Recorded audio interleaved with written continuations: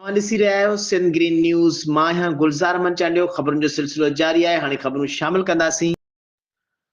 लाड़काने खां जावेद पीरज़ादे जी रिपोर्ट मुताबिक़ superintendent centre जे लाड़काणो ग़ुलाम मुर्तज़ा पठाण जे तरफ़ां आला अख़्तियारनि खे लिखियल ख़त जो मतन जेल जे ओभर वारे पासे फॾा ज़मीन ते ग़ैर क़ानूनी कब्ज़े ऐं क़ाबिज़नि ख़िलाफ़ क़ानूनी कार्रवाई लाइ दरख़्वास्त। सेंटर जे लाड़काणे जे सुप्रीडेंट तरफ़ां हिकु अहम मसइले ते ध्यानु छिकायो वियो आहे, जिते जेल जे ओभर तरफ़ां फॾा ज़मीन 26 घंटा ते ग़ैर क़ानूनी कब्ज़े ते शिकायत कई वई आहे। ग़ैर क़ानूनी कब्ज़ो हिकु शख़्स अमीर मोहम्मद ॾहाणी ग़ैर क़ानूनी तौर ते जेल जी दीवार जे वेझो ज़मीन ते कब्ज़ो करे रखियो आहे।